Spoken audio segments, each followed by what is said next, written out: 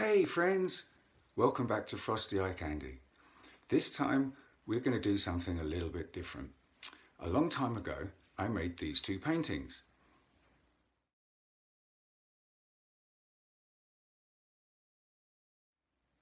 And now this one.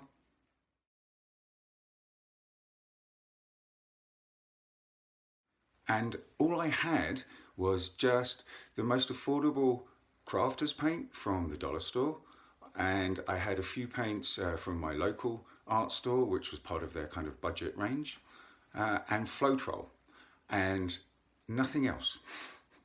So if I managed to do that all this time ago, I'm going to make a video now and just try to recreate that again for you guys out there, that, you know, because when I started I couldn't afford the expensive pigments and the expensive paints that work really well. I had to start out with just the stuff I could afford, which was just Floetrol and these paints. So today we're going to be using, in this order, from the dollar store, DecoArt. This is Peacock Pearl. And then we're going to be using Crafters Acrylic. This is the most affordable acrylic from my local art store, Buzz Acrylic 101, and this colour is cerulean blue. Next we're going to pour down DecoArt Crafters Acrylic. This one is Fun Fuchsia. Fun thing about this is it fluoresces under black light, and it doesn't say so on the tin, so that's great. And then next we're going to be using the Buzz Acrylic again. This one is Dioxazine Purple. Really lovely, deep, beautiful, deep purple colour. And then next we're going to be using Rust-Oleum. This is from Home Depot. It's part of the Metallic Accents range. Now the pot itself is quite expensive. It's about $30, but there's nearly a litre of paint here, 946 millilitres, which is about a quart, I believe. And if my maths serves me, there's 32 ounces in a quart, I believe. I'm not too sure though, but we're going to be using that too. With the Rust-Oleum Metallic, I've mixed it just 50-50 with Floetrol, and the same with the DecoArt Metallics and the DecoArt Crafters Acrylic. These paints are really quite thin, so 50-50 was absolutely all they needed. The Buzz Acrylic comparatively is very thick. So what I've actually mixed this one to get it to a similar consistency as the other more thinner paints is just added more Floetrol to the mix. So rather than 1-to-1, I mixed this 5-to-1. So put 5 amounts of Floetrol in, and then basically just a little donut of this as well. And it made a great consistency.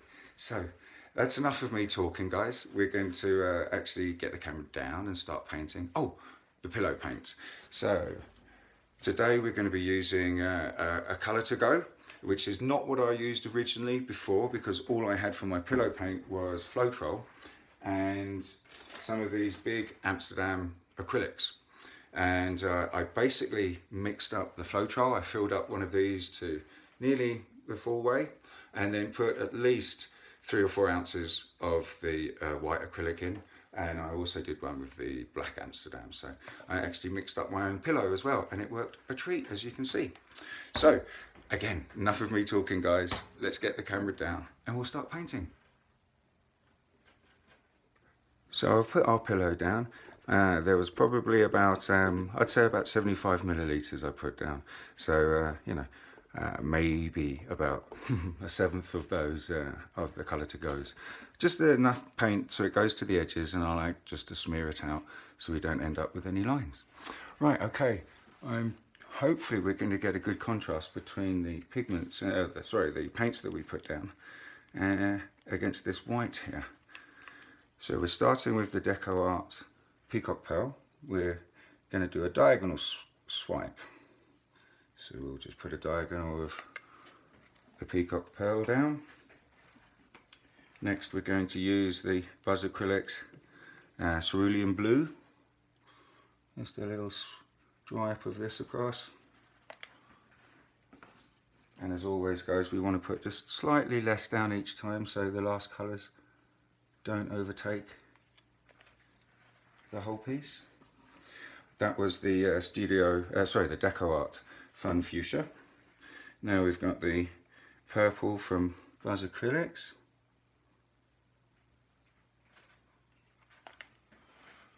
And then we're going to use just a little bit of the Rust-Oleum Gold.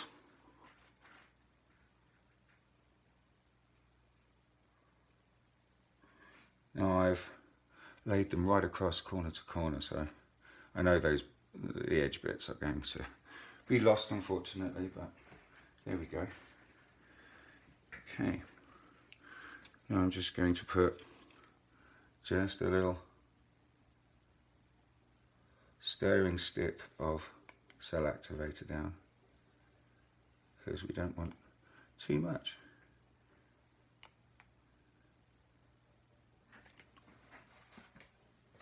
So I'm swiping with my plastic filling knife.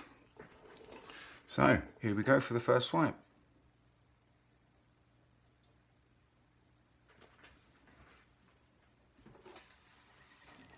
Remember, we've got to clean our swiping tool each time, guys. So let's just try and get those same nice cells on this side as well.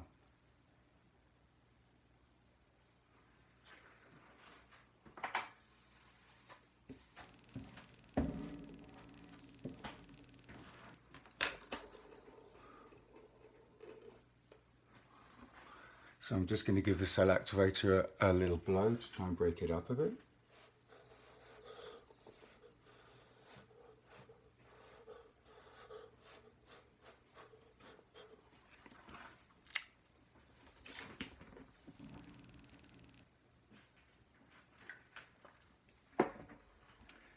Let's just move our paints out of the way a little bit, because we're on a little tester canvas here and we haven't used too much paint. We can spin it just here, so let's just give it a little spin one way.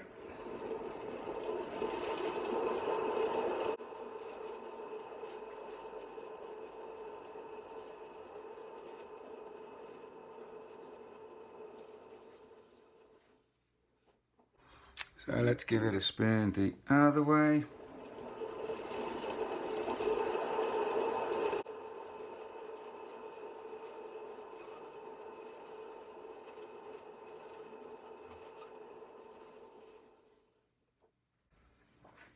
Okay, I was a little heavy with the cell activator, I think, on this one. I'm just going to give it a little gentle blow just here.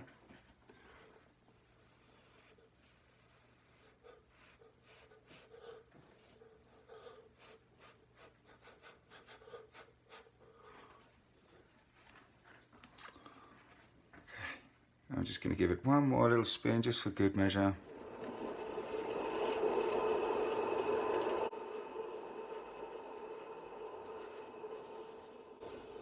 Okay, I'm going to stop it now, bring it up and give you a close-up, and give it a little tilt to see if there's still lots of movement. There's a little bit of movement in the middle. Not a whole lot, but there we go. As you can see, I did use a little bit too much cell activator there, but let's give it a little torch and see if that brings out some more cells in the activator.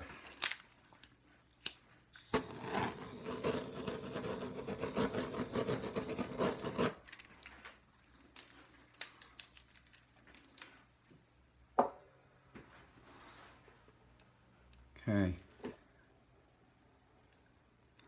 I think I'm going to give it just one last little spin.